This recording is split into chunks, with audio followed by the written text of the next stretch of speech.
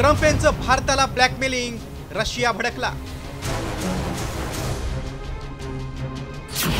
भारतासाठी रशिया उतरला मैदानात। अमेरिकेविरोधात अण्वस्त्र तैनातीचा इशारा। डोनाल्ड ट्रम्प यांच्याकडून टॅरिफच्या मुद्द्यावर भारताला ब्लॅकमेलिंग केलं जातंय। त्यावरून रशिया अमेरिकेवर चांगलाच भडकलाय। एवढंच नाही तर रशियानं 1987 पासूनचा अमेरिकेसोबतचा अण्वस्त्र करार रद्द केलाय।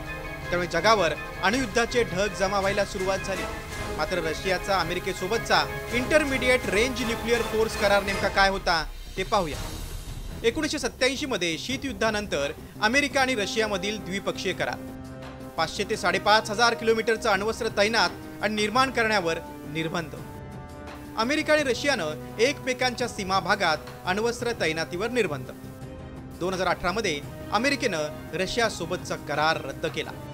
अमेरिका मिसाईल सिस्टीम तैनात करेपर्यंत हल्ला न करण्याची रशियाची भूमिका आहे। मात्र आता रशियासोबत व्यापार करणाऱ्या देशांविरोधात अमेरिकेनं तुगलकी कर लादायला सुरुवात केली आहे। तर भारतावर 50% आयात शुल्क आणि रशियासोबतच्या व्यापारामुळे दंड आकारण्याची घोषणा डोनाल्ड ट्रम्प यांनी केली आहे।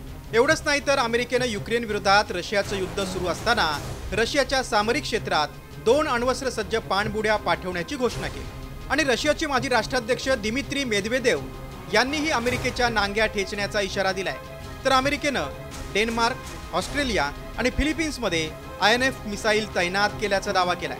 मात्र अमेरिका आणि रशियामध्ये अण्वस्त्र युद्ध भडकल्यास आशिया आणि पॅसिफिक महासागरात अस्थिरता निर्माण होणार हे मात्र निश्चित। ब्युरो रिपोर्ट, साम टीव्ही न्यूज।